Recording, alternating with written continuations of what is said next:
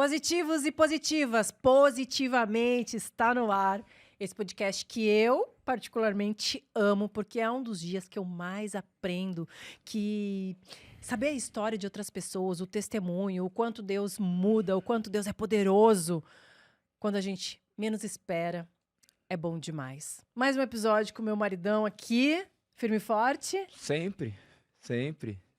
Que Deus possa, mais uma vez, né, fazer aquilo que Ele tem feito em nossas vidas, nos conduzindo de maneira que convidados nos trazem informações que às vezes a gente nunca teve acesso, né?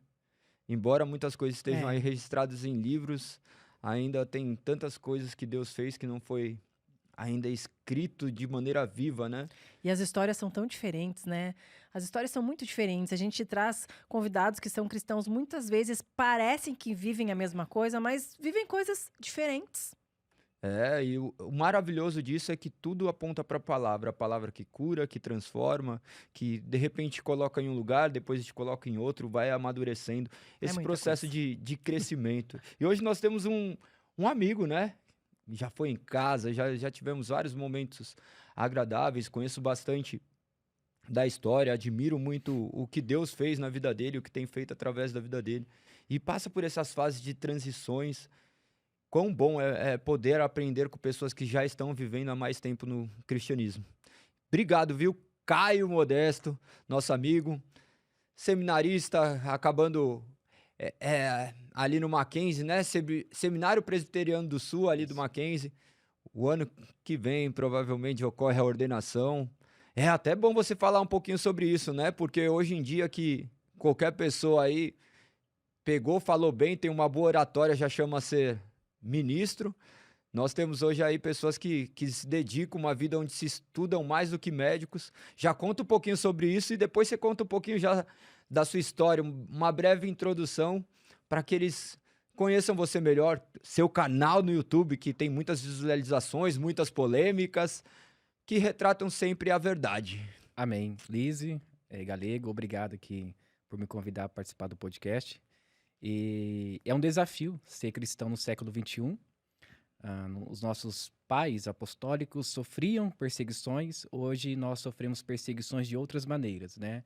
Então ter um canal apologético no YouTube, ter um O que seria um canal apologético? Explica para o pessoal. Apologético significa a defesa da fé. Então, tudo aquilo que está aí na contemporaneidade, né, aquilo que está em voga no mundo, a gente tenta usar esses elementos à base da fé cristã. Então, a gente defende a fé. Isso é apologia. As pessoas só entendiam de apologia da maconha, lembra? Quando tava o D2, daí falava, você tá fazendo apologia da maconha, apologia do crime. E não entendem, hoje nós estamos falando bastante de apologia daquilo que nós cremos, né? Da nossa fé.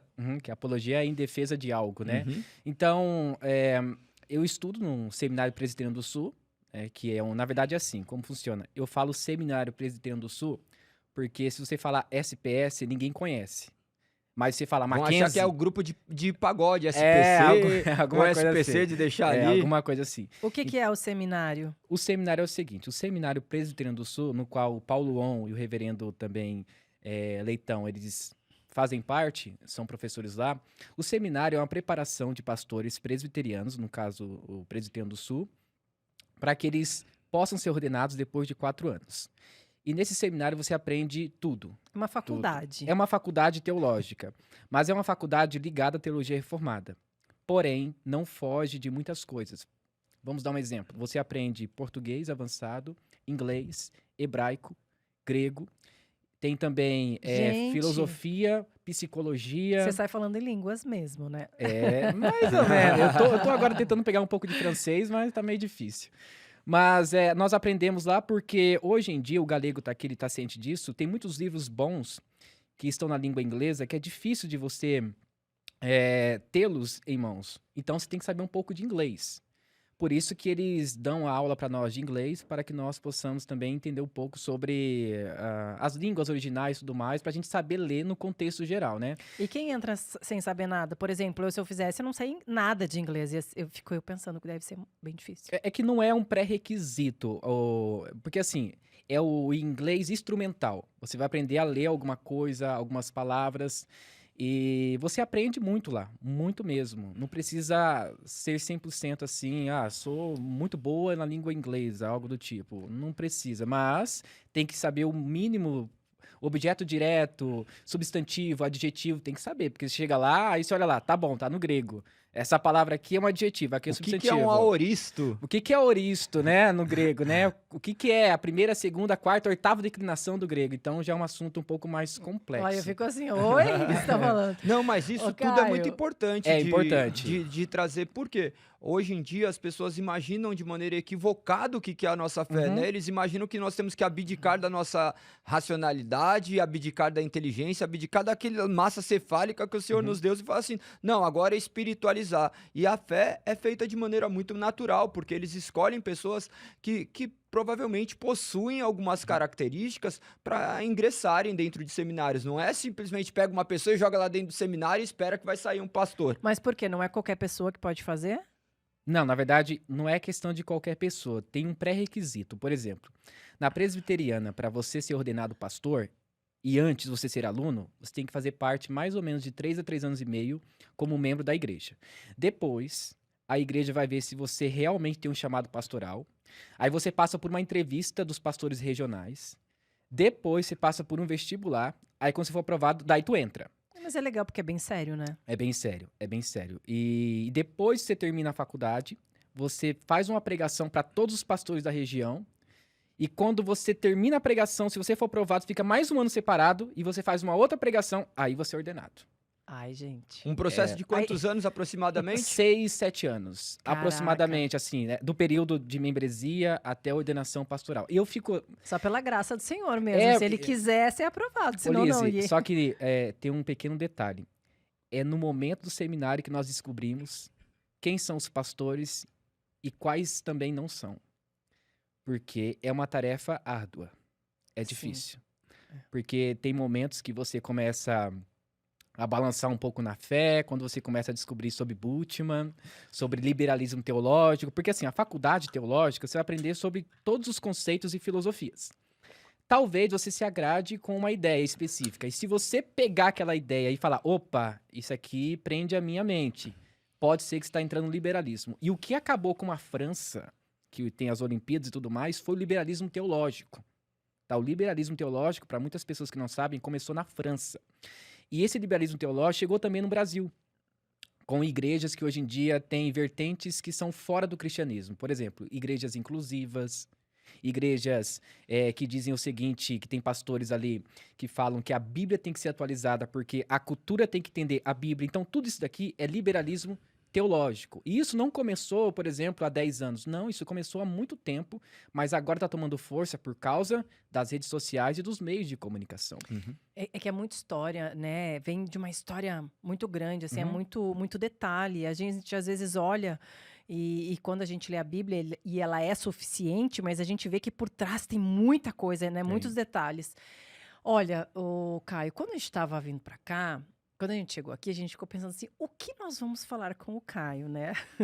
E daí cada um pensa uma coisa, porque o homem pensa muito diferente da mulher. E eu quero saber detalhes da sua vida. Já o galego provavelmente quer saber detalhes da sua teologia. Uhum. Então, de qualquer forma, eu vou te perguntar como você chegou à conclusão de que você queria viver isso. Uhum. Porque assim, a gente acredita que quem transforma é Deus, quem chama é o Senhor. Mas como tudo começou?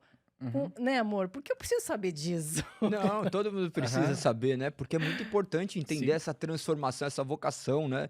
De como o ser humano passou por esse processo de transição. Você vê Bunyan falando, né? Ele contando ali na graça abundante, esses processos que transformaram a sua vida, as mãos de Deus guiando a história. E conta um Uhum. pouquinho da sua É. história, porque isso é importante. E porque assim, ó, Caio, é só pela graça do Senhor que nós vivemos isso. Porque realmente são renúncias diárias, mais renúncias que o Senhor nos capacita a ter. Porque muitas vezes que escuta isso, fala, eu não vou viver isso, eu não vou viver aquilo pelas renúncias Uhum. que eu terei que fazer. Mas é ter fé, é crer em Jesus, é crer em Jesus. E o resto, ele faz. Uhum. A minha história de conversão era um pouco confusa, eu vou explicar por quê. Começou com uma mulher, na verdade, que é a minha esposa. Eu gostava dela, namorava ela, e a mãe dela ia pra igreja. E a igreja dela é a igreja penteca. né? Igreja pentecostal. Aí, você tá vendo? Jesus usou o mesmo golpe comigo, mano. Então, vamos lá. Talvez aí bata algumas informações. E tinha uma condição pra mim namorar a filha dela, ir pra igreja. Então eu comecei pra igreja. Inclusive, foi Você tinha interessante. quantos anos? Eu tinha uns 16 anos de idade. Inclusive, eu fui o primeiro namorado dela. O interessante é quando eu cheguei na igreja pentecostal, minha mãe é convertida e tudo mais há muito tempo. Inclusive, a minha infância, eu frequentei a igreja adventista e igreja católica, porque meus tios eram adventistas e os meus outros tios eram católicos. Então, um tempo eu ficava na casa do meu tio, outro dia eu ficava na casa da minha tia. Então, era essa confusão. Mas, quando eu tive ali 16 anos de idade, eu fui nessa igreja pentecostal não por causa de Cristo. Eu fui por causa da minha namorada. Porque eu queria estar com ela, independentemente do lugar em que ela está. Aí eu fui. E eu fui de boné, olha só, de boné numa igreja pentecostal e de shorts. Só não fui de chinelo porque eu achei que tava na praia, mas eu fui de sapato pelo menos. Aí na hora que eu fui cumprimentar a irmã, eu fui dar beijinho no rosto dela. Ela falou, opa, não pode, aqui é a igreja. Aí eu já falei, nossa, que estranho. Eu nunca passei por isso. E eu passei uma vergonha, porque em igreja pentecostal você não pode beijar no rosto da mulher. Na verdade, isso não é típico em igreja nenhuma, Eu né? não sabia disso. Igreja pentecostal, não pode. Inclusive, Lizzy, tem igrejas pentecostais que dividem, né, o culto. De um lado tem os homens, do outro lado tem as mulheres. Com véu, alguma coisa assim. Eu não sabia que isso era pentecostal, é isso? Sim, inclusive a CCB é uma igreja pentecostal e tem essa divisão também. E ainda usam véu. E ele tá abordando o pentecostalismo clássico também, porque hoje também já ficou bem vulgarizado o que é pentecostalismo. Existem uma série de ramificações, ele tá sim. falando de algo específico. Isso. Aí eu fui nessa igreja pentecostal, tudo mais. Olha, outra coisa. A minha namorada, ela não era 100% convertida. Ela só ia. E então a gente começou aquele processo ali. E olha só, eu quero deixar algo bem claro aqui. Eu louvo a Deus pela vida dos pentecostais. Amém. Eu louvo a Deus. Eu louvo a Amém. Deus por isso, tá? Porque apesar de muitas divergências teológicas, tem aquele fervor, tem aquela coisa de, olha, você precisa ficar aqui, você precisa tal. E esse medo, por incrível que pareça, me aproximou de Cristo. Ai, eu vou falar uma coisa que eu adoro isso, sabe? Da igreja pentecostal. O quê? Esse fervor, fervor, essa sim, coisa, sim. assim. Eu sou uma pessoa... Às vezes a gente fala sobre emoção, né? Ai, não é? Você não pode ser emocional. Mas tem o trabalhar de Deus aí. Sim. É muito importante. E essa ideia do fervor espiritual e essa ideia de falar sobre... Porque tem muita ênfase nas ideias salvíficas, céu e inferno. Olha, para onde você vai? E a igreja pentecostal, normalmente a clássica, tem essa ênfase. Então começaram a pregar sobre isso, pá. Aí a irmã disse o seguinte, olha, você precisa passar agora por um regime interno. O regime interno é um documento que eles têm que falam sobre as doutrinas. Você precisa passar pelas doutrinas, obedecê-las e depois você tem que se batizar. Ok. Passei pela igreja pentecostal, me batizei. A minha namorada também batizou na época, que hoje é minha esposa. Ok. Nos batizamos. Depois disso, aí começou o B.O. Porque eu comecei a ouvir um tal de Paulo Júnior na internet. É o Paulo Júnior. Sim, e isso foi em meados de 2016 a 2018. E eu comecei a ouvir as pregações na igreja pentecostal que eu estava e eu comecei a falar o seguinte, opa, peraí, não tá no texto. Eu já era reformado e não sabia. Opa, não tá no texto. Bereano. Bereano, aí Mas eu tava... e por que você viu que não estava no texto? Porque você acompanhava, realmente levava a Sim, Bíblia e acompanhava a sim. Bíblia. Porque tem muita gente que não leva, né? Só escuta o que o pastor fala. Sim, tem gente que leva apenas como um clichê. Tem que levar a Bíblia porque faz parte de um momento litúrgico. Mas eu levava um papel escrevendo o que o pastor estava falando, tudo mais, né? Só que tive um problema depois. Porque uma certa irmã da igreja falou que eu estava marcando as coisas ali para tentar acusar o pastor. E não era isso. Eu estava apenas marcando as coisas que ele estava pregando para mim ver se batia, né? Como um bom bereano. Depois de alguns meses na igreja pentecostal, na verdade eu fiquei quase 4 anos ali. Depois eu fiquei meio incomodado com as pregações e eu peguei o papel, marquei uma reunião, conversei com os dois e falei o seguinte, olha, vocês não estão pregando a Bíblia da forma correta. Opa! O cara chegou agora, sentou agora na janelinha e tá falando pro pastor que ele não prega da forma correta. E a sua namorada? Ela tava comigo. Ah, ela tava com você, Tava, que bom. opa. Ela falou, não, vamos lá, tal, vamos tomar coragem. Porque assim, no pentecostalismo clássico, você tem que ter muita coragem pra falar com o pastor sobre uma doutrina. Porque é uma coisa ou outra. Ou você vai ser abraçado e o pastor vai ser exortado, ou você vai ser excomungado. E o que aconteceu conosco foi a última opção. Então a gente falou o seguinte, olha, essa música que vocês estão cantando aqui não é de adoração. Por exemplo, tava cantando lá Sabor de Mel. Quem te viu sabor passar na de prova mel. e não te ajudou, quando vê você na bênção, vai se arrepender. Eu falei, opa, isso aqui não é teologia bíblica. Isso aqui, na verdade, parece uma intriga entre uma irmã da esquerda e uma irmã da direita. Uma irmã que tá aqui na vizinha brigando sobre quem vai receber a vitória. Aí eu fui contestar essas ideias de músicas e também de pregação. Não gostaram, e eu fiz algumas perguntas meio espirituais. Eu falei, por que que vocês ficam pulando e caindo no chão? Olha só a resposta do pastor. Para que as pessoas vejam que nós somos cheios do Espírito Santo. Essa resposta para mim foi, ó, a gota d'água. Dali em diante a gente saiu do movimento pentecostal. E então, ficamos 1 ano e meio desigrejados. Você já era casado? Sim, Ah, já éramos era casado. casados já. Senão sua sogra ia dizer, Não, ela ia ficar louca. separa desse menino. Não, e foi assim, né, na família, todo mundo pentecostal, foi um baque, foi um baque. E Lise, era tão legalista a igreja, que o pastor media, pra você ter uma ideia, a saia das irmãs com o palmo. Porque assim, tinha uma regra. Você não poderia usar saia acima do joelho. Não pode. Tem que ser abaixo do joelho. Ele falou, eu vou começar a medir agora com um palmo pra ver quem é que tá usando roupa certinha ou não. Isso daí é legalismo. É legalismo. O que seria o legalismo? Legalismo é quando você, por exemplo, insiste em uma doutrina que usurpa, por exemplo, o perfil da pessoa. É como os fariseus, que eles falavam muitas coisas, só que eles não praticavam. Então, o legalismo é você colocar uma doutrina muito pesada que você não consegue nem carregar. Ou até mesmo uma falsa santidade. Então, é tipo assim, se você usar saia, você tá no céu. Usou calça, tá no inferno. Isso é legalismo. Se raspar o pelo do sovaco, vai pro inferno. E por aí vai. Isso daí é legalismo, tá? É tudo aquilo que extrapola a doutrina bíblica. Isso é legalismo. Então, quando a minha esposa também começou a se deparar com isso, ela falou, tem alguma coisa errada. E então a gente desvinculou-se da igreja pentecostal que estávamos. E a gente, então, ficou 1 ano e meio, mais ou menos, desigrejado. Até que a minha esposa inventou de uma igreja, ir em uma igreja um pouco fria, né? A presbiteriana.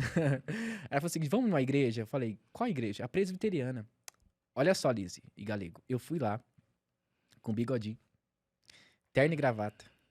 Todo mundo na presbiteriana com roupa social normal e polo. E eu só com estilo um pentecostal na presbiteriana. E eu estranhei a pregação do pastor, porque ele estava fazendo uma lectio contínua, né? Ele estava pregando o texto de uma forma linear. E eu falei, nossa, eu nunca vi isso. Eu gostei da pregação. Eu falei, nossa, eu nunca tinha ouvido essa pregação e muito menos ouvido falar sobre graça. Na igreja que eu estava, eu nunca tinha ouvido sobre graça em seu contexto. O que é graça? Eu entendi, Lise, que é o seguinte, para mim ser salvo depende de mim. E o depender de mim é obras. E as obras são o quê? Crer na doutrina da própria igreja e respeitá-la e usar as vestimentas como pretexto para ir para o céu. Então, barba grande, não podia. Usar tal tênis assim, não podia. Eu falei, opa, peraí. Nunca vou pro céu, então. Não, né? então, Se depender porque... de mim. Não, porque tem uma frase que eu não sei o autor, diz o seguinte, se a salvação depende de nós perderemos. Porque se depende de nós, a gente não vai conseguir. A salvação não é... Spurgeon falava isso, né? Spurgeon Falou assim, falava? ele falava se dependesse a salvação dele 1000 vezes, ele teria perdido 1000 Não tem- vezes a não- salvação. Não tem como. E querendo ou não, eu amo meus amigos pentecostais. Tem um pastor, a gente já conversou aqui, pastores pentecostais que eu gosto demais. Mas querendo ou não, Liz, tem um legalismo no pentecostalismo clássico e também no neo. Tá? No neopentecostalismo e no pentecostalismo clássico. Existe sim um legalismo muito grande. Então, quando eu comecei a perceber essas divergências, né? Aí eu saí dessa igreja pentecostal e fui para a igreja presbiteriana. Aí, com o tempo ali, eu comecei a me envolver, tocar no louvor. O meu tutor já começou a entender que eu tinha um chamado pastoral. A igreja também começou a entender isso. E depois eu fui enviado para o Seminário Presbiteriano do Sul. E estou lá até hoje. Agora, a pergunta é, como foi pra você? Porque como você mesmo falou e mencionou, você falou, fui pra uma igreja fria, né? Porque realmente, eu não sei se você que tá aí assistindo já foi numa igreja presbiteriana e a palavra ela é maravilhosa. Uma palavra realmente real, aquilo que você lê na Bíblia, mas ela é diferente da pentecostal. E quem veio de uma igreja pentecostal, ela sente aquela emoção, ela é mais... como é que eu posso chamar essa igreja? Ela é mais emocional? Pode ser um pouco mais mística. Um pouco mais mística a igreja pentecostal, e a igreja presbiteriana é um pouco mais. É uma coisa mais filosófica, a questão teológica, né? Porque assim, Liz, você vai para o movimento pentecostal, é a ideia de experiências espirituais como uma forma de vivência. Então é assim, E é todo culto. mundo adora uma experiência, É né? ótimo. Mas o problema é extrapolar. Extrapolar e sair fora do contexto bíblico. Esse é o problema. E a igreja presbiteriana é diferente. Nós temos muito mais ênfase na pregação expositiva, que é ler, explicar e aplicar o texto, do que simplesmente ter testemunhos pessoais e fugir da palavra, tá? Porque qual que é a diferença entre uma igreja reformada e uma igreja pentecostal? Não é apenas uma diferença, são várias. Várias diferenças. Na forma de batismo, na forma de pregação, na forma de experiência espiritual, tudo isso. Agora, eu quero quebrar aqui uma mitologia, tá? Igreja presbiteriana, muita gente diz o seguinte, olha, ela é fria. Eu não acho que ela é fria, tá? Eu acho que uma boa teologia apaga o fogo estranho. Eu entendo assim, tá? Mas a igreja presbiteriana, ela tem muitas pessoas idosas, pessoas mais tradicionais. Então, essa ideia de fazer muito barulho, essa coisa de agitação, pessoa rolando, pulando, não tem muito na igreja presbiteriana.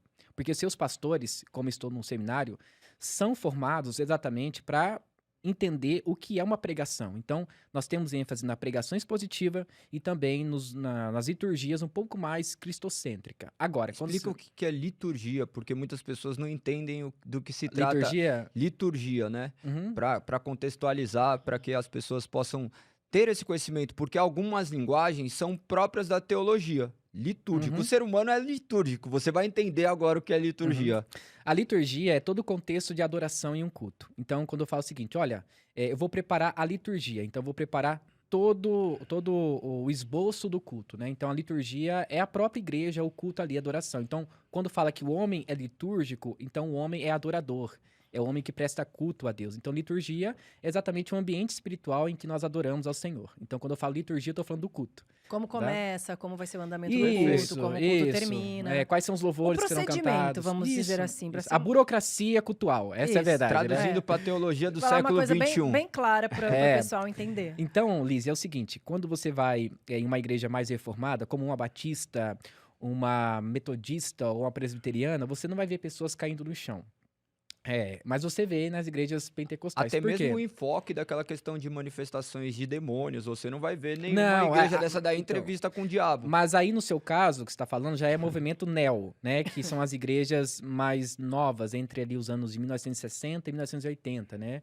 Da geração de Edir Macedo, R.S. Soares. Mas a igreja presbiteriana tem essa ideia de ênfase na teologia bíblica com a pregação expositiva, tá? Você acha que as pessoas que saem do pentecostal e vão para uma igreja presbiteriana, por exemplo, em algum momento elas podem se sentir frias ou longe de Deus, alguma coisa assim, por ser diferente? Na verdade, é o seguinte, tem muitas pessoas, está tendo um êxodo agora de pessoas saindo de igrejas pentecostais e indo para igrejas reformadas. Só que quando elas se deparam das igrejas reformadas, são poucas. Aí eu pego o teu caso que tu falou, presbiteriana. Aí tem outro caso, batista. Quando eles vão para a igreja presbiteriana, eles têm um problema, que é o pedobatismo, tá? Pedobatismo é a teologia do batismo, tá? Que na verdade pedobatismo vem da ideia de pedo de criança e tudo mais, que é o batismo de crianças, tá? Então, eles têm um problema com pedobatismo, que é o batismo com crianças, na presbiteriana. E quando eles vão para a igreja batista, eles se sentem um pouco mais à vontade. Por quê? A ligação da igreja batista com o movimento pentecostal é muito mais próxima. Entende? Sim. Então, para eles é o seguinte: quando eu vou para uma igreja presbiteriana, eu vou ter um problema, o pedobatismo. Então, quando essa pessoa começa a estudar teologia, tudo mais, ela se sente um pouco fria, porque perdeu aquela experiência que ela tinha anteriormente. Inclusive até do batismo, né? Sim, Quando a pessoa mergulha, aquilo lá é uma experiência. Não, na verdade, isso é muito místico, Liz, é o seguinte. Porque muitas pessoas que estão vindo agora, por incrível que pareça, para a presbiteriana, são pessoas da Igreja Congregação Cristã no Brasil. Muitas pessoas, muitas. E o interessante é que eu recebi uma mensagem semana passada de um pastor amigo meu, falou o seguinte: Caio, tem umas pessoas vindo para minha igreja e eu não sabia como que elas estavam vindo.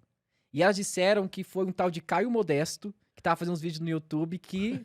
Aí eu falei... Olha a sua responsabilidade aí. Aí eu falei, ó, cuida das meninas aí, dos meninos, hein? Aí ele falou, Caio, que bacana, vem um dia aqui, né, falar com eles e tudo mais. Porque eles têm uma dificuldade muito grande em entender a teologia reformada. Porque assim, Lizzy... Faz um parênteses e explica o que é teologia reformada, porque esse nome, para as pessoas, causa ainda um espanto. Uhum. Eles não sabem, muitas pessoas ainda não têm conhecimento do que é o protestantismo. Você vai perguntar para as pessoas quem foi Martinho Lutero, eles vão achar que é Martinho da Vila. Então, Mas é porque- já tive mulheres, daí vai falar assim, eu sei o que é. É porque realmente é um estudo mais aprofundado, que tem a Sim. nossa igreja, é uma igreja reformada, igreja protestante reformada do século... Tô brincando. Mas quando você pensa em igreja, você pensa assim, igreja é igreja. Por que Uhum. que uma é reformada e a outra não é reformada? Sim, tem a ideia da igreja reformada é porque tem as suas raízes ali entre os séculos 16 e 18, por exemplo. Quando nós temos Martinho Lutero afixando as 95 teses na porta de Wittenberg ali, na verdade, não começa a reforma protestante. Muita gente fala que a reforma começa com Martinho Lutero. Não começa. Começa anteriormente com John Wycliffe, que traduziu a Bíblia para o inglês. Começa com John Hus. Então, esses caras aí, eles eram precursores já da reforma protestante. A única diferença é que Martinho Lutero, ele bateu mais de frente. Então, quando ele afixou as 95 teses ali, na verdade, assim, gente, só quebrando o mito, tá? As 95 teses de Martinho Lutero não era contra todos os dogmas da Igreja Católica. Não é essa a ideia. As 95 teses de Martinho Lutero era contra as indulgências. Contra as indulgências. Ele não quis fazer uma reforma na Igreja Católica. Explica o que é indulgências. Indulgências era um meio que você recebia perdão através de pagamentos que você fazia ali. Então, tinha uma ideia de quando você jogava uma moedinha dentro ali do recipiente que tinha o dinheiro para colocar, né? Uma alma saía ali do purgatório. Então, na verdade, isso foi criado Você deixava de ir pro inferno. Na verdade, você praticamente saiu de um momento de perturbação, né? E você recebia um alívio de acordo com aquilo que você colocava ali no lugar onde colocava as moedas. Na verdade, as indulgências foi uma farsa da Igreja Católica para criar mais catedrais, que foi a partir, se eu não me engano, não sei se foi o João Paulo, na época, eu não lembro se foi João V, eu não lembro. Foi algum papa da época que estava precisando de dinheiro e começou a criar as indulgências para arrecadar. Tetzel falava, né? Cada vez que uma... Sim, aí uma alma saía. Por isso que eu falei no início que ela é histórico, né? Tem Sim, toda sim, uma sim, história. sim. Só por que a trás. história vai se repetindo, porque até mesmo hoje nós vemos a fé utilizando desses mesmos artifícios para tirar as pessoas de algum abismo que eles próprios criam, que tem muita influência do Inferno Sim. de Dante também, Sim, tem. né? E ainda finalizando a pauta da Lizzy sobre a Igreja Reformada, é o seguinte, Lizzy. Nós temos aí, nesses séculos, né, entre os séculos 16 e 18, homens que começaram essa ideia da teologia reformada. Eles deram continuidade, como John Knox, na Escócia. Lembrando que não foi Calvino que fundou a presbiteriana, foi John Knox. Muita gente fala, foi o Calvino. Não foi Calvino, foi John Knox. Calvino, ele restabeleceu muitas doutrinas importantes e reafirmando algumas de Martinho Lutero. Então, com o tempo, igrejas reformadas foram surgindo. E quais foram as igrejas reformadas? As igrejas luteranas, congregacionais, batistas, igrejas presbiterianas, metodistas e por aí foi, tá? Lembrando que algumas igrejas, no decorrer dos séculos, elas foram mudando algumas ideias. Quando Jacobs Arminius, ele surgiu com a ideia do arminianismo, algumas igrejas começaram a desvincular o calvinismo. E tem alguns teólogos que separam igrejas calvinistas reformadas e igrejas arminianas não reformadas. Alguns fazem essa divisão. Entretanto, tem outros que não. Não, os arminianos são reformados e os calvinistas também. Mas enfim, Lizzy, todos esses séculos têm histórias. Igrejas cresceram, igrejas caíram e hoje tem igrejas que estão bem estabelecidas. Por exemplo, os anabatistas eram assim, um grupo muito famoso, porém eles tiveram um problema com a ideia do batismo e com a igreja e o Estado. Eles queriam uma divisão entre a igreja e o Estado e queriam também batizar as pessoas que já foram batizadas pela Igreja Católica. Naquela época, o catolicismo era junto com o Estado e deu mal para eles, né? Inclusive, eles morreram afogados depois com uma corda no pescoço, porque eles queriam batizar as pessoas, então eles morreram afogados, na verdade. Então, com o tempo, teve igrejas reformadas que caíram, tem outras que continuaram vivas, como a presbiteriana, a Batista, entre outras. Agora, uma pergunta, assim. Quando a gente fala de coisas diferentes, de igrejas diferentes, sobre experiências. Uhum. O que você me fala sobre experiências? Você já teve alguma experiência espiritual?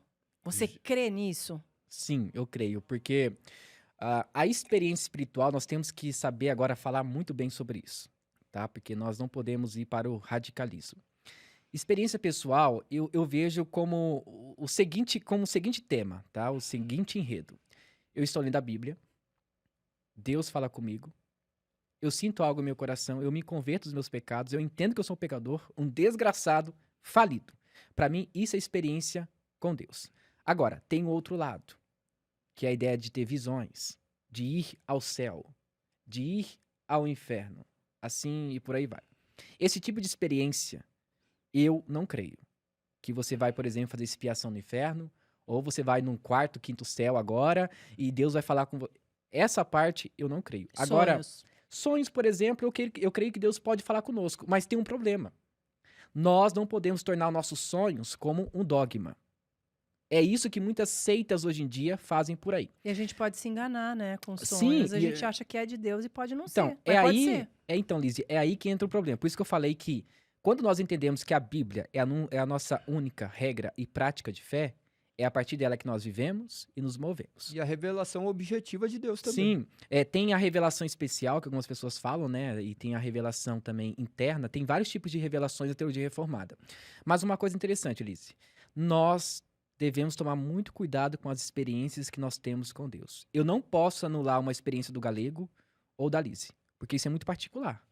É muito particular. Eu não tenho esse direito. Agora, a partir do momento que você lança fora, ou seja, mostra para as pessoas a sua experiência e você torna um tipo de dogma, opa, aí é um problema. E eu vou explicar por que é um problema. Se você olhar a história das igrejas que são seitas hoje em dia, elas começaram a partir de uma visão. A partir de uma visão. Tem algumas igrejas, por exemplo, nós temos o mormonismo. O mormonismo é uma igreja que foi fundada por Joseph Smith. Joseph Smith, ele tinha mais ou menos aí, eu acho que entre 14 e 16 anos de idade, quando ele teve uma revelação de um anjo chamado Moroni. Esse anjo Moroni mostrou a ele onde tinha algumas placas de ouro que tinha ali um outro testamento de Jesus Cristo. Paulo disse, qualquer evangelho Gálatas 1. que for posto além do que já está aí, seja anátema. Então, olha só, a partir de uma visão, ele criou uma doutrina e criou uma igreja. A experiência dele. Depois, se você voltar um pouquinho antes, nós temos as revelações da Ellen G. White, que é a fundadora do Adventismo. A Ellen G. White, ela teve mais de 2.000 visões. Ela teve mais visões, por exemplo, do que João em Apocalipse. E ela fez com que essas visões se tornassem um tipo de dogma. Olha só, Lizzie, de novo. A experiência dela... Uma experiência pessoal, individual. Isso, se tornou dogma. Isso não pode acontecer. Inclusive, hoje, o que é predominante nos Estados Unidos é o mormonismo. É o mormonismo. E sabe qual é o problema, Lizzie, de experiência espiritual e tornar dogma ou doutrina? É o seguinte. Até um tempo, no mormonismo, tinha um grande preconceito de que, por exemplo, a marca de Caim era exatamente a cor preta, né? Ou cor negra. Hoje em dia tem uma militância para dar nomes, né? Então, com o tempo, isso foi dissipando. Então, peraí, Lizzie. Se a experiência dele veio de Deus e a igreja disse que ele estava errado, quem está errado? A igreja ou Deus? Entende que a gente pode validar uma coisa e dizer que é Deus e no fim não é?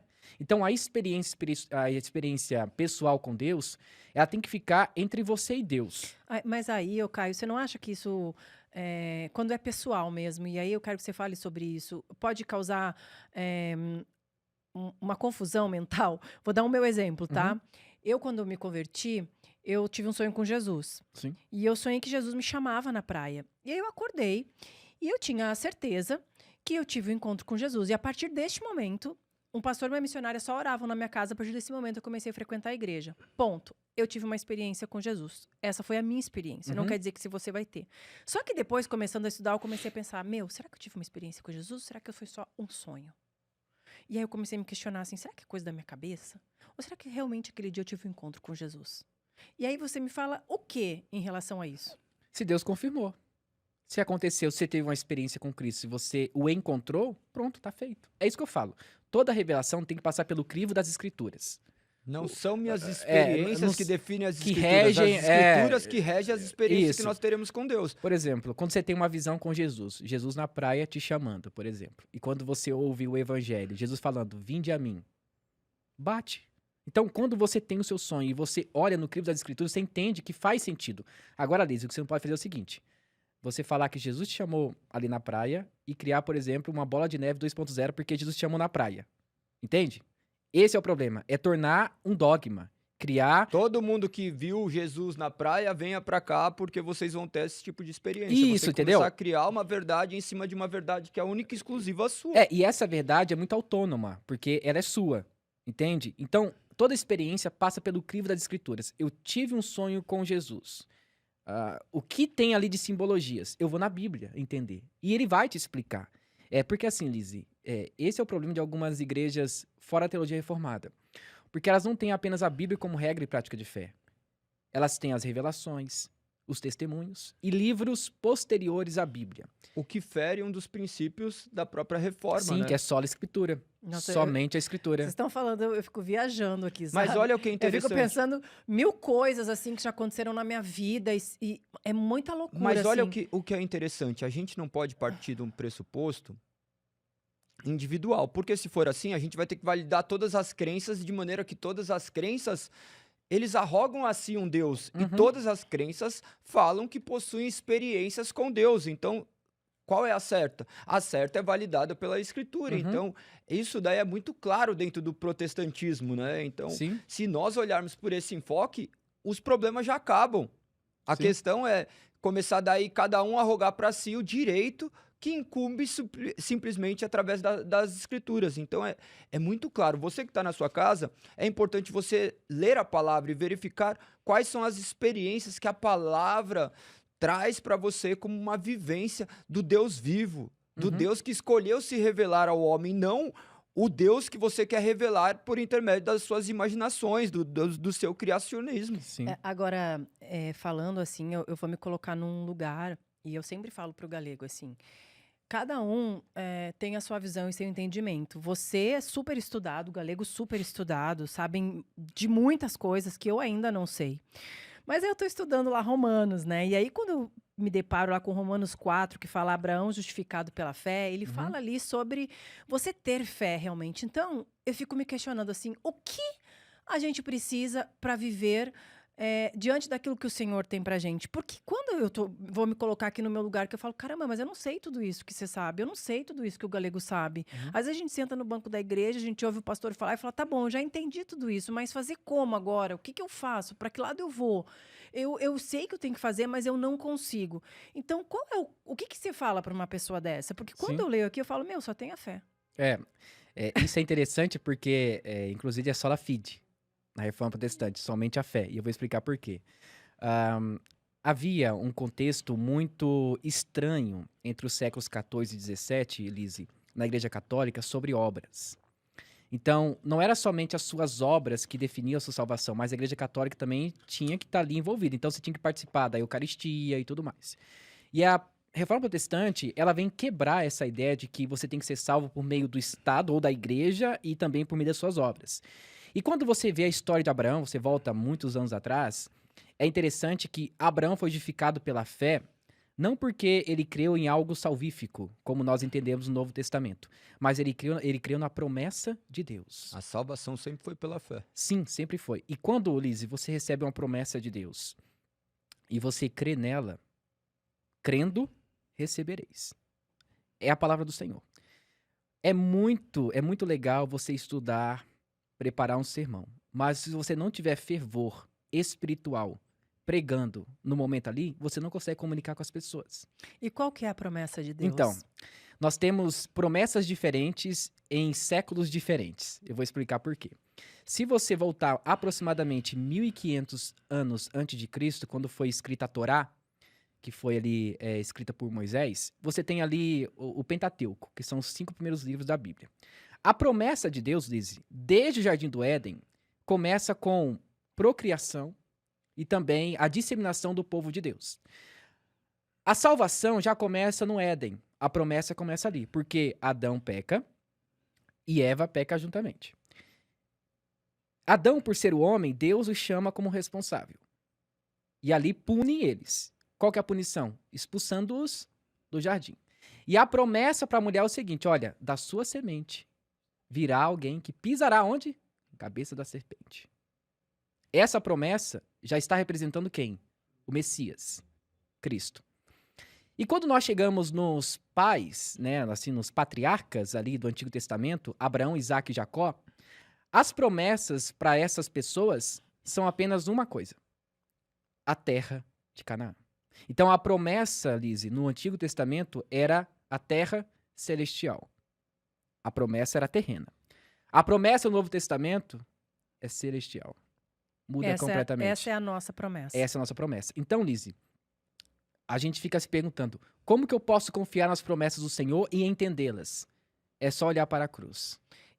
É só olhar para a cruz. É importante falar Caio, até de um livro do Bernardo Shaw que retrata muito bem isso, né? O enredo da salvação. Salvação. Ô, Caio, sabe por que eu te pergunto isso? Porque quando a gente lê aqui o capítulo 4 de Romanos, a gente vê que Abraão ele recebeu uma palavra direta do Senhor. Uhum. Né? Ele chegou e falou: Abraão, você será pai de multidões,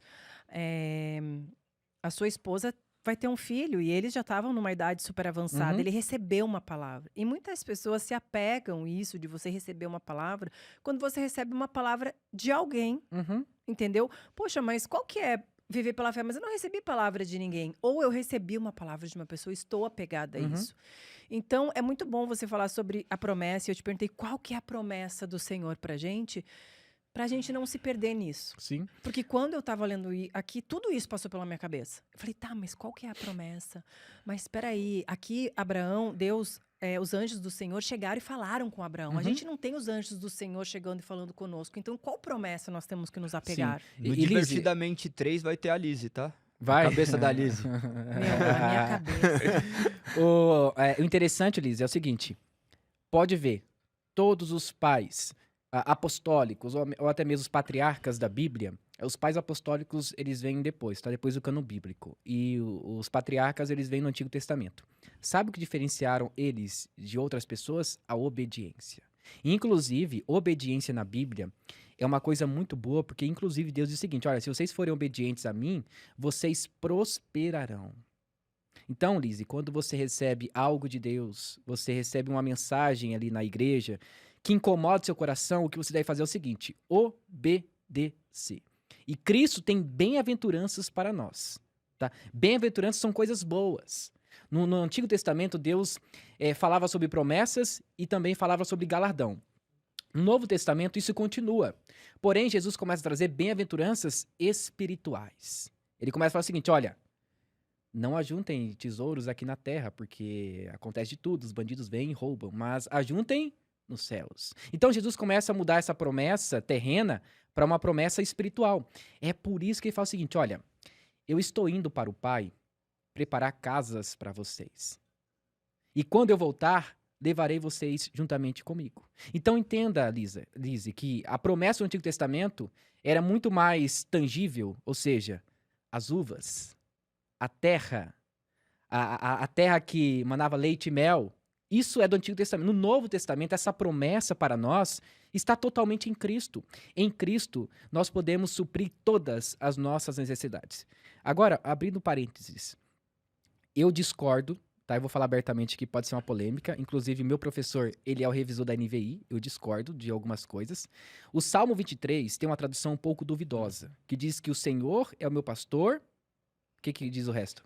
E nada De me nada terei falta, mas Não, está escrito de... E É, nada aqui, ó. me faltará. E essa versão que eu não gosto. E é essa a versão a mais promulgada, né? Isso. Onde afaga mais o nosso coração. Isso. Mas é a mesma coisa. Não, não é. Não é. Vou explicar por quê. No hebraico, a ideia de o Senhor é meu pastor e de nada sentirei falta é que o que eu tenho é suficiente. Entende? Entendendo que Deus é provedor de todas as coisas. Agora, a outra versão é o Senhor é meu pastor. Qual que você falou E mesmo? nada me E faltará. nada me faltará. E nada me faltará. Mas o que é nada me faltará? É tipo abrir o armário e falar, Senhor, tá faltando coisa, você é o provedor, então eu preciso. No hebraico não é assim. No hebraico entre aspas, quando eu falei que é a mesma coisa, é porque quando, claro, você tem o entendimento da Bíblia, você consegue entender que nada me faltará. Que mesmo na falta, Deus vai suprir ali as suas necessidades, sei lá. Então, mas nem todos, Liz, têm esse raciocínio seu. Sim. Porque acha o seguinte, não, opa, eu estou em Cristo, tá faltando isso em casa, mas a Bíblia diz que eu não pode faltar nada em casa. Porque não vai me faltar nada. Só que na versão no hebraico diz o seguinte, aquilo que eu tenho é suficiente. Então, quando você recebe uma promessa do Senhor e você obedece a Ele, Ele vai te dar aquilo que é suficiente para você. E mesmo assim, a pessoa também tem que ter entendimento, né, Caio? Porque, como você deu exemplo, a pessoa, tá bom, abre o armário e não tem nada. E de nada terei falta. A pessoa pode olhar e falar, terei sim. Porque aqui tá faltando um pote de leite. Então... Aí pode entrar o ceticismo, né? Que é o abandono da fé. E, Lise, essa ideia de promessa é muito legal porque... Paulo, quando ele começa a escrever Romanos e outras cartas que ele envia, por exemplo, ele fala sobre promessas. Só que as promessas de Paulo, em nenhuma vez você vai encontrar as promessas de Paulo falando sobre as coisas da terra. Quando ele escreve aos Colossenses, ele fala sobre o seguinte, olha, buscai as coisas do alto. Ele não fala, buscai as promessas do Senhor aqui. Não, ele fala o seguinte, buscai as coisas do alto. Então, Lise, no Antigo Testamento a promessa realmente era tangível, era terrena. Não podemos negar isso. E tanto que eles esperavam um Messias terreno, um Messias que ia causar uma revolução dele. Mostra que o que ele estava preparando não estava nessa terra. Nós somos peregrinos. O difícil é entender isso, né? Que nós estamos aqui. Como mudar essa mentalidade, Caio? Porque a realidade é que nós vivemos aqui. A gente vive aqui, né? E aí, para quem sofre de ansiedade, imagina ter que controlar essa ansiedade até chegar na Terra Prometida, até chegar nesse lugar espiritual, até, né, morrer e viver com Cristo. E como ter essa mudança de mentalidade? Porque você vive na Terra, mas tem uma mentalidade espiritual. Então, já e ainda não. Missão de explicar. A ideia é o seguinte, falando sobre... Eu vou chegar nessa parte aí, é o seguinte. Hoje em dia nós temos um meio de comunicação muito rápido e as pessoas querem consumir as coisas de uma forma muito rápida também. E eu acho que isso também é a causa de muitas coisas hoje em dia, por exemplo, ansiedade e depressão, etc. Eu tenho uma amiga aí que não gosta muito desses termos. Você sabe quem eu tô falando, né? Então, mas enfim, a ansiedade é um problema no meio cristão também. Porque a ansiedade, ela tira a sua paz do amanhã.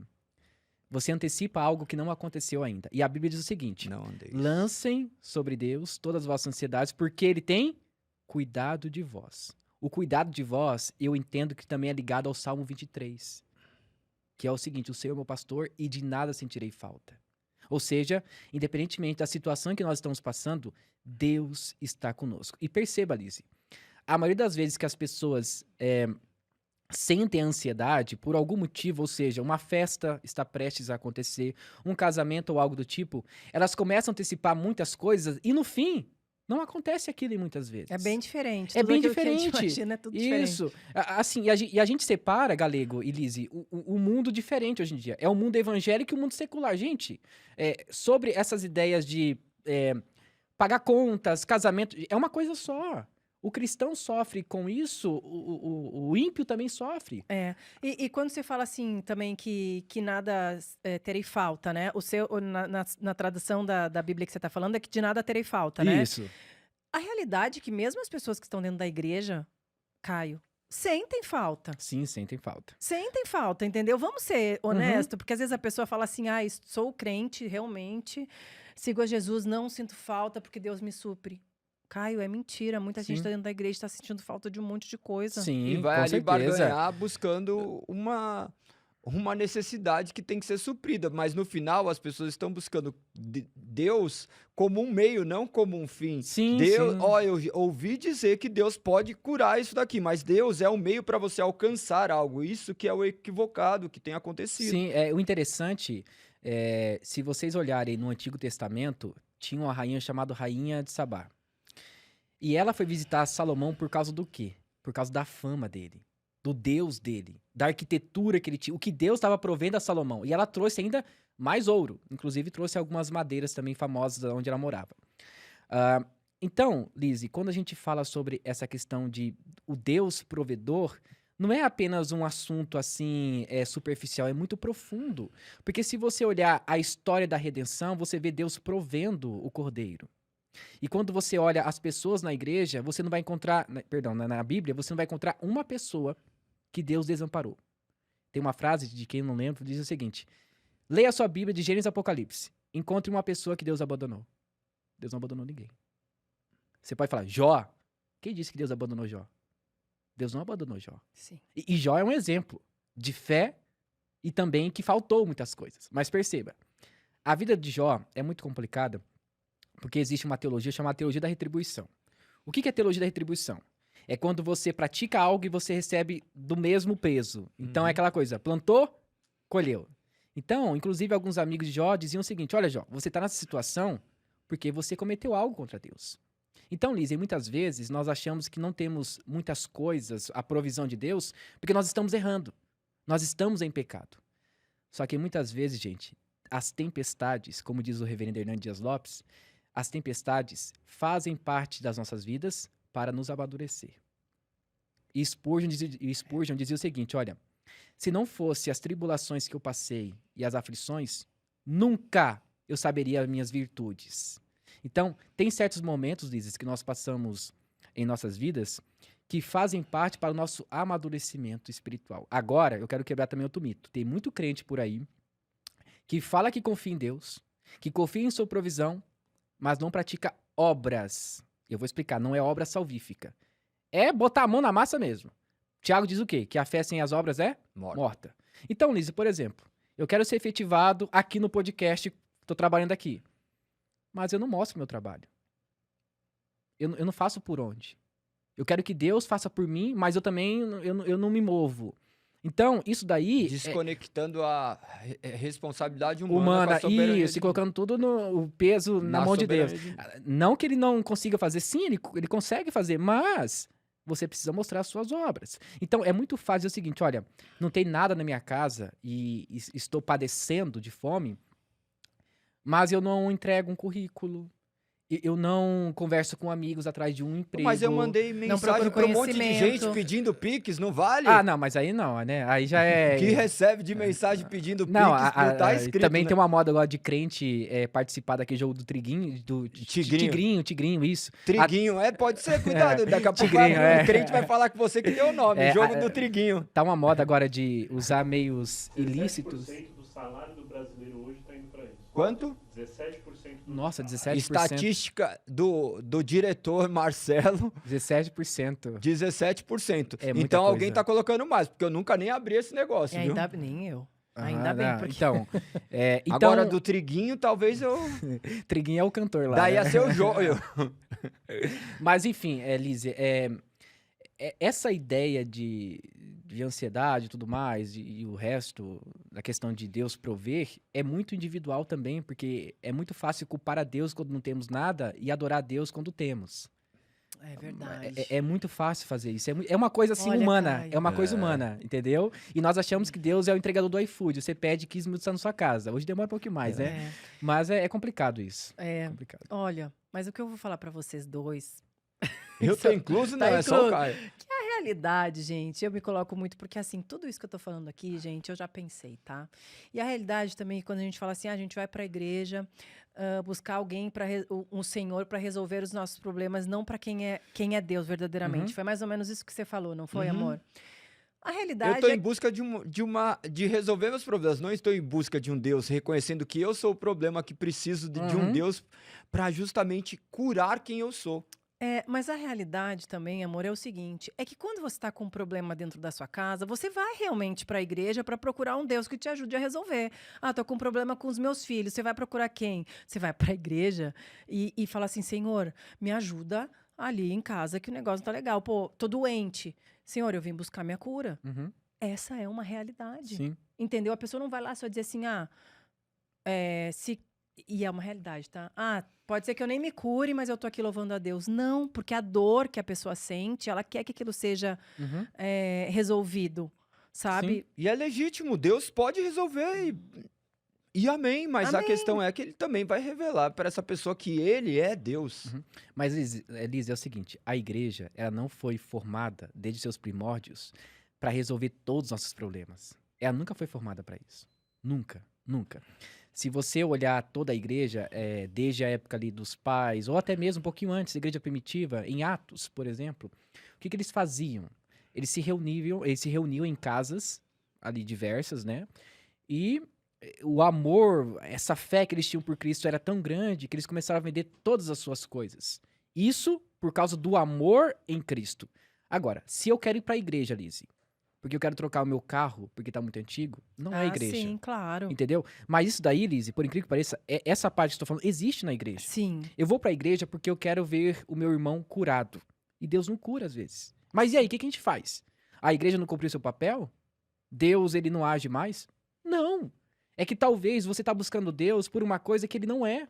Mas aí, quando você vai buscar isso na igreja, Caio, aí a pessoa conhece a Deus e tem esse entendimento, começa a ter esse entendimento. Uhum. Mas, primeiramente, a pessoa vai à igreja para buscar isso, porque ela vai na igreja para buscar Deus. Mas que Deus se ela não conhece quem é Deus? Sim. Entendeu? Então, muitas vezes as pessoas vão pela necessidade mesmo, né? Sim. Tô indo procurar Deus porque eu tô precisando de dinheiro, Uhum. por E exemplo. maravilhosos são os problemas que nos aproximam de Deus também, né? Porque Sim. daí Deus é revelado e você entende Uhum. tudo isso que nós estamos falando aqui. Mas para você chegar até lá, existe um processo. E muitas vezes, como você falou, as tempestades de Deus, você estar sem dinheiro, você estar com uma doença, também é um meio de conhecer ao Senhor. Sim, mas é interessante que é bem no momento mais triste do ser humano que ele busca Deus, né? É, Se você perceber é o seguinte, Lizzy, eu vou fazer uma pergunta pra você, tá? tá. Se eu estou indo na igreja pra que meu pai seja curado, e ele é curado, e depois eu levo meu primo que também tá com a mesma doença, e ele não é curado, será que eu vou continuar na igreja? Porque é o seguinte, Lizzy, se eu vou pra igreja, porque Deus cura certa pessoa e não cura outra pessoa, quando não curar, eu não vou mais pra igreja. Hoje, com o entendimento, claro, que eu tenho, eu Aham. continuaria indo, mas aí a pessoa também pode pensar assim, viu, não foi curado, porque... Não tem Deus aqui, entende? Aham. Então, o culto em si, tem muita gente que fala o seguinte, nossa, eu fui pro culto, eu não gostei do culto. Não interessa, o culto não é pra você. O culto é pra Deus. Ah, eu não gostei do louvor. Tudo bem, o louvor tem que melhorar, mas a canção foi pra Deus. Então, quando eu vou pra igreja com a intenção secundária e não a intenção primária de adorar Cristo, opa, eu perdi o foco da igreja. É assim, Liz, é o seguinte. Mas tem que ter o entendimento da palavra Sim, também, né? tem que ter. Isso é interessante. Quando eu vou pra igreja e eu obedeço a Deus assim como Abraão, quando eu entendo a quem estou adorando, esse Deus que provê a nós, ele vai agir em nossas vidas. Ô, Liz, eu vou falar uma coisa pra você. Desde que eu me converti, nunca faltou um pão na minha casa. Um pão. Às vezes passava uma conta, depois de 2 semanas, isso aqui que eu falo que é experiência espiritual. Deus proveu através de alguém. Isso pra mim é experiência espiritual. Isso aqui tá acontecendo no mundo espiritual. Como que Deus, do nada, ele proveu pra mim uma situação que eu não imaginava o que fazer? Isso pra mim é experiência com Deus. Entende? Então, esse Deus que eu sirvo é o Deus que dificilmente, eu vou ser bem franco, eu dificilmente peço algo pra Deus. Porque o que eu tenho, eu sei que é suficiente. E eu tenho que louvá-lo por isso. E se ele me der algo a mais, é bênção. É bênção. Não tem uma Bênção. caneta e papel para ficar anotando as coisas? Mas sério. bênção. É bênção. Porque eu quero meditar depois sobre isso. O Hernandes fala muito disso, né? Ele conta a experiência dele quando ele foi para os Estados Unidos e ele Sim, não tinha... a questão do dinheiro lá e tudo E mais. normalmente nós podemos ver o agir de Deus de maneira palpável em nossas vidas, só que nossos olhos estão fechados para isso, né? Nós queremos confiar nas nossas forças. Sim. Ai, olha o que aconteceu. Estava sem dinheiro e de repente eu arrumei um emprego e eu conquistei o dinheiro. Deus não precisou agir. Uhum. Eu que me especializei, eu que me capacitei, eu que mandei o currículo Sim. e não vê que é Deus que abre e fecha as portas. Sim. Então, a teologia não visa deixar um Deus complicado. A teologia visa justamente descomplicar esse Sim, Deus que criaram. sim, A sim. teologia visa trazer Deus de maneira palpável para todos, porque Deus escolheu se revelar de maneira objetiva Sim. a todos. Aham. Não temos um mistério, nós não sabemos acerca de mistérios que estão escondidos. Deus foi revelado e nós queremos justamente promulgar esse Deus que foi revelado ao mais simples dos camponeses, vamos dizer Sim. assim, né? Tem uma história interessante, Liz, é o seguinte, ó. Essa história aqui já é uma experiência espiritual mesmo, tá? Olha, viu, gente? Sou presbiteriano e creio nisso, tá? É o seguinte, há um tempo a gente alugou uma casa em um lugar que é um pouquinho assim, um lugar bem respeitado ali em Hortolândia. E o aluguel é um valor um pouquinho alto. E eu falei pra minha esposa, olha, a gente não vai conseguir pagar isso. E chegou agora, né, meu filho, e a gente queria um lugar maior, né? Depois de 2 ou 3 meses, uma pessoa conversou comigo e falou o seguinte, Caio, você não quer trabalhar pra mim? Falei, topo. Aí eu falei, vamos conversar, né? Aí ele trouxe lá, tal. E esse aqui você vai receber por mês. Aí eu te pergunto, Liz, existe obra do acaso ou coincidência? Eu creio que não. Por que não? O valor que ele estabeleceu no contrato era o mesmo valor do aluguel. É o Deus que provê. Eu nunca imaginaria que Deus iria fazer isso em um momento tão delicado da minha vida que meu filho havia nascido. Falei, rapaz, que Deus é esse? Eu não pedi isso. Eu não pedi. E Deus deu. Tem certas coisas, Liz, que vai acontecer nos dias comuns da sua vida. Nós esperamos o extraordinário em dias... Olha, no casamento da minha filha. Não, Deus vai agir nos dias comuns. E agora eu quero contar uma história rapidinho. Ah, vocês vão lembrar. Vocês já foram no mercado e viram aqueles cereais com um tiozinho branco com um chapéu na cabeça? Uhum. Quaker? Quaker. Já ouviu falar? Aham. Quaker. Então, se a Os gente voltar um pouco... Quakers. Isso. Se a gente voltar um pouco na história, havia um garoto chamado Crowell. Ele morava de frente com um celeiro, e nesse celeiro havia um moinho que estava à venda. Tá? Moinho, pá, de triturar tudo mais. E ele comprou esse moinho e ele começou a moer os milhos, os cereais da época. E ele teve ali uma revelação de Deus. Deus falou que era para ele fazer isso, aquilo, ele foi lá e fez. Beleza. Ele começou a ter uma arrecadação muito grande na sua empresa. E tinha um homem na época que estava precisando de dinheiro para sua obra missionária. O seu homem, D.L. Moody, que foi um dos maiores missionários. E D.L. Moody, ele pregava em todos os lugares da Europa. E esse Crowell que comprou esse moinho começou a tirar esse dinheiro e dar para D.L. Moody. Por quê? Porque ele fez uma promessa a Deus. Se Deus o curasse de uma doença, que era, não lembro a doença, mas era uma doença muito, muito feia na época lá e tudo mais, ele daria uma parte das suas ações, né, do valor arrecadado para a obra missionária. E ele deu para o D.L. Moody. Ele foi curado e... Foi curado, ele cumpriu a promessa dele, cresceu e tudo mais, e inclusive a empresa dele é a Quaker. Veio dele, tá? E ele era cristão. Com o tempo surgiu os Quakers, né? Os Quakers tinham mais ou menos a ideia assim, de que eles se reuniam em lugar, o Espírito Santo se manifestava e eles começavam a falar um monte de coisa ali. Era muito mais experiência do que a própria Bíblia. Hoje esse grupo parece que não existe mais, mas enfim. Ele recebeu uma promessa de Ou Deus. adotaram novos nomes. É. Ele recebeu uma promessa, ele foi fiel com a sua promessa e ele abençoou outras pessoas. Ainda encaixando essa história com outra, ainda na época de D.L. Moody, havia um homem chamado Horatio. Esse homem chamado Horatio, ele tinha uma família de mais ou menos 3 filhas e a esposa dele. Então, ali mais ou menos em 5 pessoas a família. Ele soube que D.L. Moody, esse grande pregador, estava pregando em um lugar distante. Ele saiu de Chicago, onde ele morava, e levou a sua família até o cais, onde fica ali os barcos, né? E ele recebeu uma notícia de que ele teria que voltar para sua cidade porque tinha um problema lá acontecendo na empresa dele. Então ele voltou e deixou a sua família. Foi o seguinte, olha, vocês podem ir agora, depois eu vou. E então eles foram. Foi a mulher dele e as filhas. Quando eles estavam próximo da chegada para atravessar o outro lado do mar, houve um naufrágio. Despedaçou todinho, colidiu com outro navio na época e as filhas dele morreram. As filhas dele morreram completamente. E quando chegou ali o pessoal para resgatar as pessoas, encontrou apenas a sua esposa. Olha só. E a sua esposa, do outro lado da ilha, escreveu uma carta e enviou para Horatio, que estava em Chicago ainda. E Horatio não sabia de nada. E ela escreveu o seguinte, olha, eu estou salva, porém somente eu. Nossas filhas morreram. E então Horatio, quando soube o que aconteceu, ele pegou o barco mais próximo, ou o navio da época, e foi rumo à sua esposa para ver o que tinha acontecido. Ele foi chorando. E quando ele chegou próximo dos destroços, rumo à sua esposa, o comandante parou. Foi o seguinte, olha, foi aqui que aconteceu o naufrágio.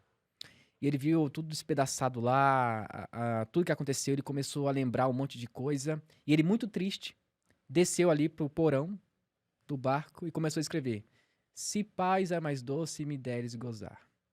Se orar mais forte eu sofrer, ó seja o que for, com Jesus eu sou feliz. E então surgiu o hino Sou Feliz, que foi o que ele escreveu. Então perceba que tem certas coisas que acontecem em nossas vidas que nos mostra outras coisas que o mundo espiritual às vezes esconde. Mas quando nós olhamos para Deus, ele começa a mostrar coisas diferentes. Então perceba, Oliver Cromwell, ele teve uma promessa. Ele cumpriu sua promessa e abençoou Delhy Moody, que foi um dos maiores missionários. Ele teve ali um encontro com Cristo. Horácio também. Ele teve ali uma grande tragédia, mas ele conseguiu abençoar milhares de pessoas com suas canções. A música Sou Feliz, que nós cantamos hoje na igreja, Sou Feliz, ele que fez.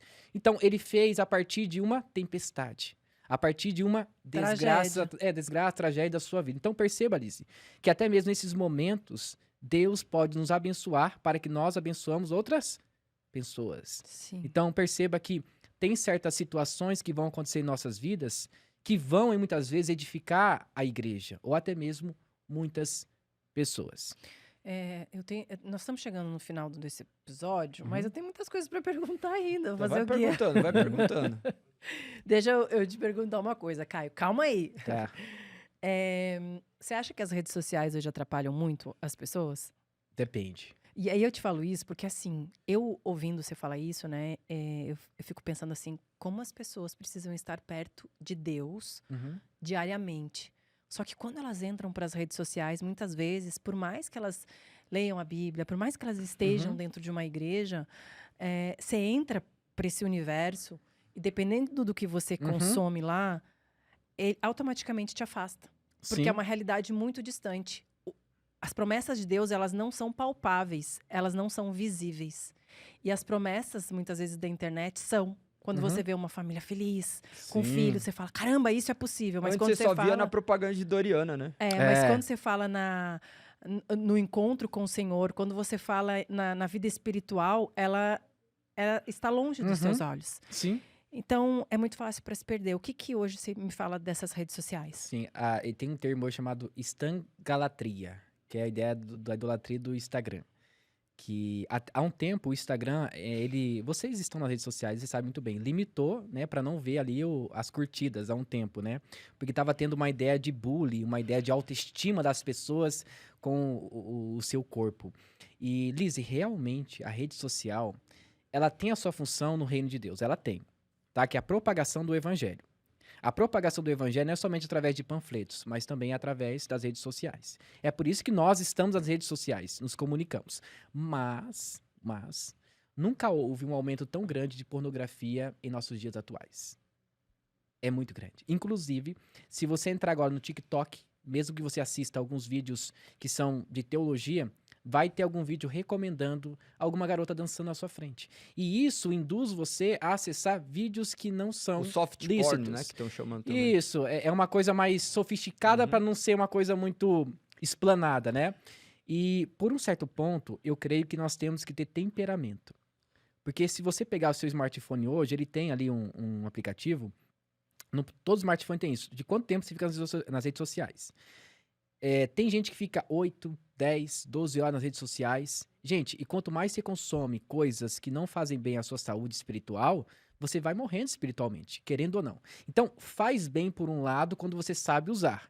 Mas quando você usa de uma forma desenfreada, aí pode causar muitos problemas espirituais. E eu vou explicar de uma forma rápida, tá? Hoje em dia, Lizzy, existe um aumento muito grande de pessoas que são evangélicas, que estão envolvidas com coisas ilícitas na internet. Você vê diretamente aí, por exemplo, tem umas palavras que eu não vou falar aqui para não censurar o podcast, tá? Mas você vê, por exemplo, pastores que têm atração por menores. Aí tem também a ideia de pedofilia. Tá muito comum hoje em dia. E você tem muito mais acesso a esses conteúdos aonde? Na internet. Então, se você não saber usar, mesmo sendo um líder episcopal, você pode cair no pecado. Lembre-se que Davi, ele tinha 2 olhos. E ele tinha um reinado. Ele olhou para uma mulher, cobiçou e pecou. Então, hoje nós temos as redes sociais. A gente consegue cobiçar, a gente consegue marcar encontrar e cometer adultério. Então, tudo ao mesmo tempo. As redes sociais, na verdade, não nos tirou do conforto. Somos confortáveis. Eu vejo alguns streamings aí, eu não vou falar streaming, mas eu vou falar gamers, né? Eles entendem o seguinte, se eu tiver no meu quarto um banheiro, é suficiente para mim viver. Eles não querem mais ter contato com o social. Para eles é aquilo. Então, se eles ganham aquilo é suficiente. Mas isso não é o que Deus criou para nós. O que Deus criou para nós foi uma bela criação. O que Deus criou para nós foram pessoas para serem ali, né? Associadas a nós, ter um contato maior. É por isso que eu sou contra, Liz, ainda falando sobre rede social, sobre igreja online. Tem um pastor muito famoso, eu não vou falar o nome, mas ele tem uma igreja online. As pessoas não precisam ir na igreja. Elas dão dízimo online, elas participam da ceia online, tudo online. Mas isso não é ser igreja. Ser igreja é compadecer das pessoas, ouvir o que as pessoas estão passando, tocar nelas. Isso é ser igreja, não é uma coisa intangível nas redes sociais. Então, Lizzy, por um certo modo, faz mal sim quando nós não sabemos usar. E, Liz, eu vou falar uma coisa pra você. Quer fazer sucesso nas redes sociais hoje em dia? Você não precisa ter talento. Não precisa mais. É só mostrar seu corpo. É só mostrar o seu corpo. Então, quando eu vejo, por exemplo, você, que é uma mulher cristã, bem vestida, isso daí é um escândalo pro meio secular. Isso é um escândalo. Ou um desperdício. Porque não, você tem que mostrar o seu corpo. Eles porque... buscam como um desperdício. Não, mas Fala assim, olha aí, tinha tanto potencial pro mundo. Então, mas eu entendo, Liz, é o seguinte, que quem brilha com as nádegas é vagalume. É isso, se você só brilha com isso, você vai oferecer o quê para as pessoas? Intelectualidade? Inteligência? Não. Então, quem oferece o corpo, oferece aquilo que tem. A pergunta é, e quando isso acabar? O que vai sobrar? Porque daí vai ter que ter a ideia de você ser uma pessoa artística. Mas e se isso não tiver? Seu corpo vai envelhecer um dia. Então, Liz, por um certo modo, faz mal sim. Pra gente finalizar, Caio, eu queria que você me falasse assim, ó. Como viver as promessas de Deus? Essa é a minha pergunta. Isso eu quero que você fale para as pessoas que estão nos assistindo de uma maneira muito fácil de entender como viver as promessas de Deus. Obediência e servindo à igreja. Eu acho que é isso. O que é servir à igreja? Servir à igreja é você entender que você faz parte de um corpo, que ali existem membros e cada membro tem a sua função. Então, quando você agrega a igreja e você está em prol do reino de Deus, automaticamente as promessas de Deus virão sobre a sua vida. Não porque você merece, mas porque você está debaixo de Cristo. Então, isso é viver a partir das promessas do Senhor. E como saber quais são as obediências? As obediências, a Bíblia é muito clara. Obedecer os meus mandamentos. Ou seja, obedeçam os mandamentos do Senhor e obedeçam as palavras de Cristo. Você será, de uma forma assim, gente, é muito fácil, bem-aventurado. E bem-aventurado não é só aventurado, é bem-aventurado. É algo que foge, é uma coisa de superabundou, é uma coisa fora do nosso controle. Então, quando obedecemos a Deus, nós seremos bem-aventurados porque Deus nos provê. E não porque nós achamos que, sei lá, nós vamos ter alguma coisa a mais. Mas é porque Deus assim provê. Como eu falei para vocês, do aluguel que eu não sabia e de repente Deus... Então, quando nós não pensamos que Deus vai fazer isso ou aquilo, Ele vem e faz. Isso é ser bem-aventurado. Então, para você que está assistindo esse podcast, o que eu tiro de lição é que mesmo nós não entender, quando a gente não entende, né? Mesmo nós não entendendo o trabalhar de Deus, Ele está no controle de todas as coisas. Sim. Porque eu acho que o mais difícil é nós olharmos para uma situação assim e falar assim, caramba, mas Ele foi lá, o Senhor proveu na vida do Caio, mas e a minha vida, que eu estou tanto tempo aqui passando necessidade? E a minha vida que eu não consigo pagar as minhas contas e nada acontece? Será que Deus esqueceu de mim? Não, o Senhor não esqueceu de você. O Senhor ainda está no controle da sua vida. E por algum motivo, essa tempestade ainda existe. Confie no Senhor. É isso, né? Tem muitas perguntas. Eu acho que vai ter que ter um episódio 2 aí, né? Poderia ter mais. Marcar... Já acabou? Marcar um... Tá ainda acabando, não, tá tá acabando. acabando. Tá acabando. Tá acabando. Tá acabando. Achei que tinha acabado já. Não, mas vai ter que ter um episódio 2. Vai ter que ter...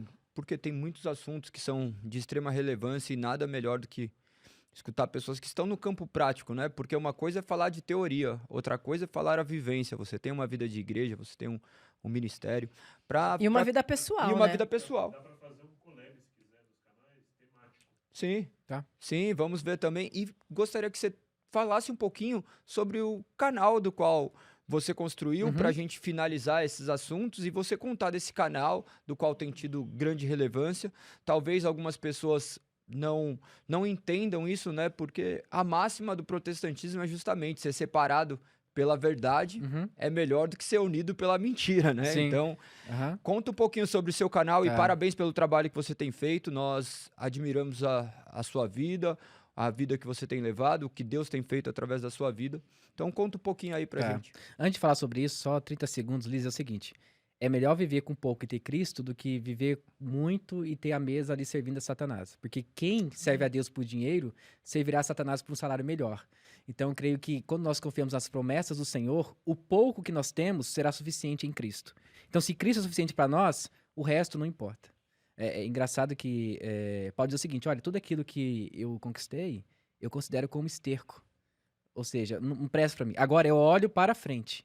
Ou seja, Cristo. Então, toda a promessa que nós recebemos está em Cristo. E quando nós não temos aquilo que desejamos, é porque não é para nós. Porque Deus sabe que nós precisamos, assim como o pastor sabe que suas ovelhas precisam. Falando sobre o meu canal. O canal, você pode encontrar no YouTube, tá? É um canal apologético, em defesa da fé, como eu falei anteriormente. E ali você vai encontrar assuntos contemporâneos. Então, eu vou pegar um assunto polêmico e trazer segundo a Bíblia. Então, essa é a minha ideia. Não é apenas comentar sobre assunto, mas é falar sobre filosofia, falar sobre teologia, falar sobre os outros meios que nós temos aí de intelectualidade, né, humanismo e tudo mais, e explicar o que aconteceu. Por exemplo, há um tempo, eu vou falar um tempo que esse podcast vai depois pro ar, né? Eu fiz sobre as Olimpíadas e tudo mais, expliquei por que ali teve a última ceia, qual é a origem das Olimpíadas. Então, eu trago toda essa história, eu faço um grande enredo, depois eu amarro e falo, opa, é assim que a Bíblia diz. E ponto. Então, eu evito de ser um canal de fofoca porque eu não gosto disso. Porque quando você pega um assunto, você expõe e você comenta segundo as suas ideias, sem aprofundamento bíblico, é fofoca. Então, eu tento pegar o assunto de uma forma contemporânea, eu trago a luz da Bíblia e eu aplico. É isso daqui. Agora vocês fazem o que vocês quiserem com o que eu falei. Então, basicamente é isso. O canal está crescendo graças a Deus. O nosso canal é o canal apologético, é o maior canal apologético do mundo. Apologética do mundo. Nós estamos já chegando a 2 milhões, geral assim, e tem muitas pessoas que estão sendo alcançadas graças a Deus. Inclusive, tem pessoas de Portugal, pessoas da Rússia mesmo, recebendo nossos vídeos, pessoas brasileiras, né? Mas aí tem um problema, porque elas querem uma igreja reformada. E na Europa... Não tem quase.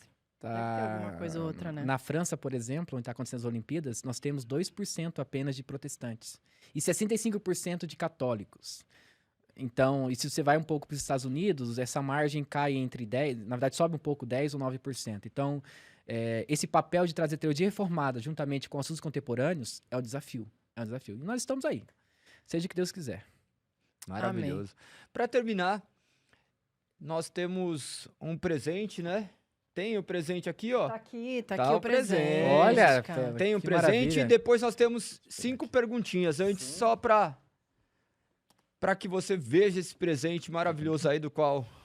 Posso abrir aqui? Pode, cuidado, hein? Acho que tá colado, né, pelo jeito. Não, não tá não. Deixa eu ver. Tem que digitar a senha do lado.